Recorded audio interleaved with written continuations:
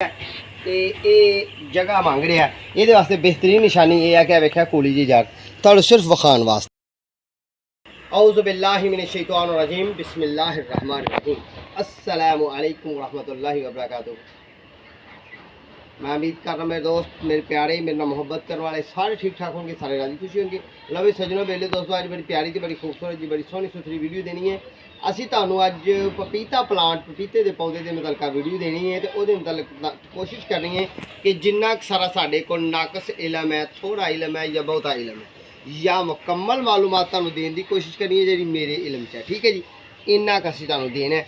बाकी यह वैसे इलम के खजाने से जिन्ना हासिल करांगे उन्ने ही थोड़े ने। ठीक है, पपीते की गलबात करने तो पहला कि पपीते नू फ्रूट किस उम्र च आना है।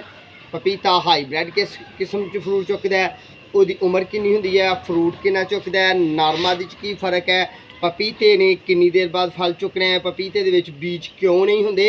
ठीक है जी, तो पपीता किस मौसम नू लाइक करता है, पपीता प्लांट किस मौसम नू किस मट्टी नू लाइक करता है, केड़ी मट्टी दी दुश्मन है, केड़ी मट्टी दी दोस्त है, केड़ी किस तरह के माहौल नू अपनी पैदावार वास्ते बेहतरीन बनाता है। ठीक है जी, मुकम्मल मालूमात देंगे तुहानू इंशाल्लाह।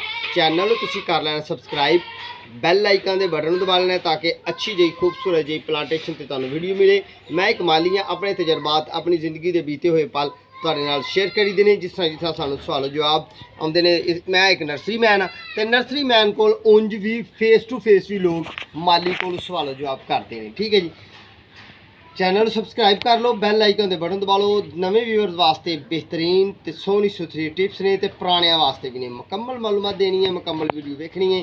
तो मुकम्मल वीडियो वेखोगे तो कुछ इलम तुहाडे कोल होना है, तो कुछ मेरी तरफ तुहाडे वाल कन्वर्ट हो जाना है। ठीक है जी, लो फिर शुरू करने। यह प्लांट साडा दोस्तों, पहली गल तो इस प्लांट की साडे दी उम्र 2 साल हो गई है। यदा फ्रूट का अमल इत्थों शुरू होया सी 3 फुट हाइट तो इत्थों फ्रूट का अमल शुरू होया। यदा असी इत्थों पपीता लाना शुरू किया, इत्थों इस साइड तो पपीता लाना शुरू किया। तकरीबन असी 10 किलो पपीता ये उतार लिया। ठीक है जी, पहली गल तो ये वैरायटी केड़ी है। एक व्यूअर्स ने एक दोस्त ने सवाल किया, तो मेरे दिल च ख्याल है कि मुकम्मल मालूमात देइए। एक दोस्त ने सवाल किया कि पपीता केड़ी वैरायटी का केड़ी नस्ल है। दोस्तों असीं इहनूं पंजाबी लोग, क्योंकि मैं पाकिस्तान के चढ़ते पंजाब च पंजाबी लोग इहनूं कहने हैं कि ये सिंधी वैरायटी है। सिंधी वैरायटी जिहड़ी है वो 3 फुट तो फ्रूट चुकती है तो 6 फुट तक फ्रूट लई जाती है। 6 फुट तो बाद जे वो मिट्टी वो काबल होए, अच्छी होए, सोहनी होए, सुथरी होए, तो फिर मजीद फ्रूट देती है। इसका हक ये है कि एक प्लांट ने 60 किलो फ्रूट दे के तो बाद इन्हें बीमारियां वालू चला जाना, इन्हें बुढ़ेपन वालू चला जाना। बुढ़ा होया जे अड़िया रहे तुहाडे कोल ते तुहाडा 160 किलो भी फ्रूट दे देगा, तो जे ये तुर गया तो फिर सलाम अलैकुम। ठीक है जी, फिर गया, अल्लाह हाफिज़। दूसरी गल ये है कि पपीते के पौधे नूं असीं लाना किहड़े टाइम है। पहली गल तो बीज नूं किहड़े टाइम लाना दोस्तों। बेहतरीन गल ये है, तो बेहतरीन बात यह है कि असीं 15 फरवरी नूं या 1 फरवरी नूं ये पपीते के बीज ला लीए तो साढ़े वास्ते बेहतरीन अमल है, ताकि ये साड़ा पपीते का पौधा 1 महीने के अंदर अंदर उग के बाहर निकल आए। तो जूँ ही इस प्लांट की उम्र इस प्लांट की उम्र तकरीबन 60 दिन हो जाए, तो फिर असीं इस प्लांट नूं पपीते दे नूं शिफ्टिंग करना है। बीज तो लैके 60 दिन की उम्र हो जाए, तो 60 दिन की उम्र जी है वो वास्ते बेहतरीन मट्टी का इंतखाब। आओ फिर हुण तुहानूं मट्टी विखाइए, तुसीं रहना साडे नाल ते इंशाल्लाह कोशिश करांगे कि तुहानूं सोहनी सुथरी मालूमात देइए। पहली गल तो है कि मट्टी ये मालूमात इन्नी की दी, अगे गल है मट्टी का इंतखाब। मट्टी दोस्तों अच्छी वर्मी कंपोस्ट ते रेत बरी मिट्टी होनी चाहिए है। रेतली जगह नूं ज़्यादा लाइक करता है। रेतली जगह समझ दियो, मैरे की मट्टी ऐसी नहीं कि मुर्दार मट्टी होए। मट्टी ये वास्ते रेतली तो वर्मी कंपोस्ट वाली होनी चाहिए है। मौसम एक गर्म मौसम नूं लाइक करता है, मौसम गर्म नूं लाइक करता है, पसंद करता है। पपीते का प्लांट रेतली मट्टी नूं पसंद करता है। टोटली यदी उम्र बहुत ज़्यादा नहीं होंदी, 15-20 साल नहीं होंदी। बहुत पुराना प्लांट तुहाडे कोल चल जे, बड़ा बुढ़ा होकर रह जे, तो प्लांट की 5 तो 6 साल उम्र होंदी है। पर ऐसी पक्की थंटिक गल नहीं। बाद औकात कई दोस्तों 10-10 साल के प्लांट होए होंदे ने, 20-20 फुट हाइट हो जाती है, तो फिर हवा चलती है, हवा ना धर्म कर थले डिग जाते हैं। देसी प्लांट की पहचान कि देसी प्लांट ने 4 फुट तो 5 फुट तो फ्रूट देना शुरू करना है, तो जनाब वो हाइट 10-12 फुट हो जानी है। सिंधी प्लांट की पहचान ये है कि 3 फुट तो 3.5 फुट तो फ्रूट का अमल शुरू होना है, 6-7 फुट से जाके रुक जाने तो पौधे ने बूढ़ा हो जाना है। तो जो हाईब्रिड है वह 2 फुट तो प्लांट ने हाईब्रिड ने फ्रूट देना शुरू करना है, तो वह अमल 100 किलो तक भी चला जाता है। तो उन्होंने दियां मुख्तलिफ नस्लां होंदियां ने, तो वो 6 फुट 6.5 फुट हाइट से जाके उन्हें खत्म हो जाना। ठीक हो गया। फिर अगली गल कि इनू लाना किस तरह, जिस तरह कि तुहानूं दस्सिया कि ये सीड जिड्डा मोटा सीड होंदा है ओड्डा ही जमीन च इनू बैंड करना है, यानी कि जमीन च लाना है। फिर मौसम केह्ड़ा है 15 फरवरी, जिस तरह तुहानूं दस्सिया 1 फरवरी तो लैके 15 फरवरी तक इनू बेहतरीन मौसम है, यानी कि टैंपरेचर जेह्ड़ा है 15 सेंटीग्रेड तो दिन का 15 सेंटीग्रेड तो लैके तो 22 सेंटीग्रेड के दरम्यान का मौसम होए, तुसीं इहनूं ला दो 10-15 दिन के विच उग जे, उग के फिर ये कन्वर्टिंग उगे, तो फिर उसका फायदा की है दोस्तों, वो जूं ही गर्मी के गर्मी नूं लाइक करता है, तो मौसम गर्म होना है, तो इस पौधे ने जो आप 15 फरवरी नूं बीज लाया होना है, इसी पौधे ने साढ़े ने जनाब 1 अगस्त ते जाके फुल देने ने तो फल देने शुरू कर देने। तो जे यो प्लांट असी अगस्त च लावांगे तो फिर ये प्लांट साडा सिर्फ और सिर्फ 3 माह वधेगा, तो वो वास्ते सानूं शॉपर देना पेगा। नाबालग पौधा होएगा तो मौसम सर्दी का आ जाएगा, तो सर्दी च रुक भी जाएगा, तो जो छोटा पौधा होए तो मर भी जाता है। ठीक है जी, ये भी गल याद रखें, जे उसे टर्नल ना पावांगे शॉपर ना पावांगे। अगली गल कि ये शिफ्टिंग किस तरह करनी है दोस्तों, ये बेहतरीन अमल यह है कि या किसी पोर्ट च लाया जाए, जिस तरह कि साढ़े कोल छोटा पोर्ट पे है, ਇਹੋ ਜਿਹੇ पोर्ट च सीड ला दो, बीज ला दो। ठीक है जी, ਇਹੋ ਜਿਹੇ ये वास्ते बेहतर यह है कि ये जड़ बड़ी कूली तो बड़ी नज़म तो बड़ी नाजुक होंगी है। ठीक है जी, प्लांट आओ थोड़ा विखाइए, जड़ बड़ी कूली तो बड़ी नरम तो बड़ी नाजुक होंगी है जड़। ठीक है जी, यह प्लांट साडा उगा इनू जो असीं इस तरह खिंच के जिवें मिर्च की पनीरी होंदी है, अमरूद की पनीरी लाई दी है, एक माली दरात फुल्लां दी पनीरियां ला देंदे ने, इनू खिंच के असीं लावांगे तो ये जड़ बड़ी कूली तो बड़ी नरम नाजुक होंदी है, तो ये 90% मर जाने चांस ने। वो वास्ते बेहतरीन अमल यह है कि एडी की डब्बी लो, एडा पोट लो, या कोई बोतल लै लो, या कोई शॉपर थैली लै लो, जिस तरह कि मेरे को थैली पई हुई है भरी हुई है मट्ठी की। ठीक है जी, ये तुसीं ला लो। ठीक है, ला के बीज लाना है, बीज लाने तो बाद जो यदि उम्र होनी है, यह वाली उम्र जो हो जानी है, यह उम्र तकरीबन इस पौधे की सीड तो लैके बीज तो लैके उग के एडा होने तक 45 दिन का प्लांट है साडा। ठीक है जी, यह जो ये तकरीबन 30 दिन का प्लांट है।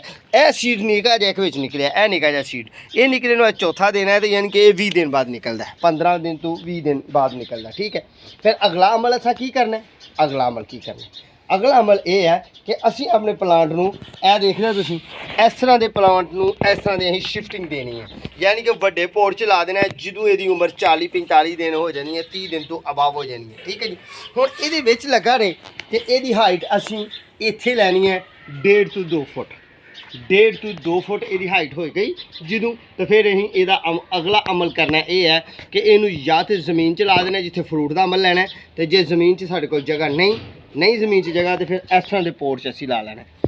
ठीक है जी, तो इस तरह का पोर्ट तो बेहतरीन हल तो बेहतरीन अमल यह है कि इस तरह के पोर्ट च ला लीए, टैंकी नुमा पोर्ट च लाइए, ताकि साडा फ्रूट के अमल वालों आ जाए। ठीक है, जे अगस्त च असीं फ्रूट लैना है तो 15 फरवरी 10 फरवरी 1 फरवरी नूं मौसम जो 15 सेंटीग्रेड तो लेके 22-25 सेंटीग्रेड के दरम्यान मौसम होए, उदों सीड लाओ, तो तुहाडा अगस्त च जाके ये प्लांट पपीते का फ्रूट देगा। ठीक है जी, हुण असीं गल अगली ये करनी है दोस्तों कि नर मादी की पहचान है। जिन्होंने लोगों ने लाया उन्होंने तो पता है कि नर की है तो मादी की है। मादी का प्लांट जो है ना उन्हें दोस्तों फ्रूट चुकना है, तो नर के प्लांट ने फुल देने ने।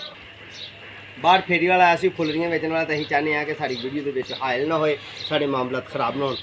फुल का स्टिकरमा होंदा है, तो जो फल वाला काम है वो ये जोर के लगता है, वो ये पहचान है। ठीक है जी, अगली गल ये कि फ्रूट मिठा किस तरह होंदा है। फ्रूट दोस्तों हमेशा जिहदे बीज ज़्यादा होंदे ने, जेह्ड़े खाण वाले ने लाइक करने वाले ने डेली बेस ते खांदे ने। गल इस तरह है कि असीं हुण फ्रूट की गल कर रहे हैं कि जेह्ड़े पपीते दे फ्रूट दे विच फल दे विच बीज होना है, ओहदा टेस्ट ज़्यादा मिठा होना है, तो जिहदे विच बीज नहीं होना ओहदा फ्रूट ज़रा थोड़ा जिहा मिठास कम होनी है। फिर एक होर भी गल है कि ये बीज वाला अमल किस तरह होंदा है, जिहड़ा मेरे मुशाहिदे च आया दोस्तों। जेह्ड़े प्लांट के करीब फुल वाला यानी कि नर का प्लांट लगा होएगा, ਉਹਦੇ बीज ਉਹਦੇ सीड कुदरती तौर पर ਉਹਦੇ अंदर फ्रूट के सीड होंगे, तो जिहदे हाईब्रिड होए या देसी होए या कोई भी होए, ਇਹ ਨਿਜ਼ਾਮੇ ਕੁਦਰਤ ਹੈ ਕਿ ਤੁਹਾਡੀ ਮਾਦੀ ਲੱਗੀਆਂ ਨੇ 10 ਉਹਨਾਂ ਦੇ ਵਿੱਚ ਫਰਜ਼ੀ ਤੌਰ ਤੇ ਇੱਕ ਮੇਲ ਨਹੀਂ ਹੈ, ਨਰ ਨਹੀਂ ਹੈ, ਤੇ ਫਿਰ ਤੁਹਾਡਾ ਉਹ ਮਾਦੀਆਂ 10 ਹੀ ਫਰੂਟ ਚੁੱਕਣਗੀਆਂ ਤੇ ਫਰੂਟ ਸਾਰਿਆਂ ਨੂੰ ਜਿੰਨੇ ਵੀ ਪੌਦਿਆਂ ਲੱਗੇਗਾ ਉਹਨਾਂ ਚੋਂ ਕੁਝ ਚੰਦ ਇੱਕ ਪਲਾਂਟ ਹੋਣਗੇ ਜਿਨ੍ਹਾਂ ਨੂੰ ਨਿਜ਼ਾਮੇ ਕੁਦਰਤ ਜਿਹੜੀ ਮੇਰੇ ਮੁਸ਼ਾਹਦੇ 'ਚ ਹੈ। ਜੇ ਮੈਂ ਗਲਤ ਹੋਇਆ ਤਾਂ ਭਈਆ ਮਾफ़ ਕਰਿਓ, ਪਰ ਆਪਣੇ ਮੁਸ਼ਾਹਦੇ ਦੀ ਗੱਲ ਕਰਨਾ ਕਿ ਉਹਨਾਂ ਦੇ ਵਿੱਚ ਬੀਜ ਨਹੀਂ ਹੋਣਾ, ਤੇ ਜੇ ਬੀਜ ਅਸਾਂ ਲੈਣਾ ਤੇ ਨਰ ਲਾਗੇ ਹੋਣਾ ਜ਼ਰੂਰੀ ਹੈ। ਨਰ ਤੋਂ ਉਹ ਬੈਕਟੀਰੀਆ ਕਹਿ ਲਓ, ਜਰਾਸੀਮ ਕਹਿ ਲਓ ਜਾਂ ਉਹ ਵਾਇਰਸ ਕਹਿ ਲਓ, ਉਹਦੇ ਨੂੰ ਮੁੰਤਕਿਲ ਹੋਣੇ ਨੇ ਤੇ ਉਹਨੇ ਫਰੂਟ ਚੁੱਕਣਾ ਤੇ ਉਹਨੇ ਜਨਾਬ ਫਰੂਟ ਨੇ ਬੀਜ ਦੇਣਾ, ਫਰੂਟ ਦੇ ਵਿੱਚ ਬੀਜ ਹੋਣਾ ਤੇ ਇਹਦੀ ਉਸੇ ਬੀਜ ਤੋਂ ਅਫਜ਼ਾਇਸ਼ ਹੋਣੀ ਹੈ। ਹਾਈਬ੍ਰਿਡ ਜਿਹੜੇ ਨੇ ਉਹ ਬੀਜਾਂ ਦੇ ਮਤਲਬ ਬਾਹਰ ਦੀਆਂ ਵੈਰਾਈਟੀਆਂ, ਉਹਨਾਂ ਦੇ ਮਤਲਬ ਇਹ ਹੈ ਹਾਈਬ੍ਰਿਡ ਲਾਵਾਂਗੇ ਹਾਈਬ੍ਰਿਡ ਹੋਏਗਾ, ਸਿੰਧੀ ਲਾਵਾਂਗੇ ਸਿੰਧੀ ਹੋਏਗਾ, ਦੇਸੀ ਲਾਵਾਂਗੇ ਦੇਸੀ ਹੋਏਗਾ। ਹਰ ਪਲਾਂਟ ਨੇ ਆਪਣੇ ਫਰੂਟ ਦਾ ਅਮਲ ਕਰਨਾ ਹੈ। ਲਓ ਫਿਰ ਆਖਰੀ ਮਰਾਹਲ 'ਚ ਇੱਕ ਪਲਾਂਟ ਦੋ ਪਲਾਂਟ ਫਾੜਨੇ ਆ, ਫੜ ਕੇ ਕਨਵਰਟ ਕਰਨੇ ਆ ਤੇ ਤੁਹਾਨੂੰ ਦੱਸਣੇ। ਲਓ ਜੀ ਵੀਵਰਸ, ਅਸੀਂ ਇੱਥੋਂ ਵਰਮੀ ਕੰਪੋਸਟ ਲੈਣੀ ਹੈ।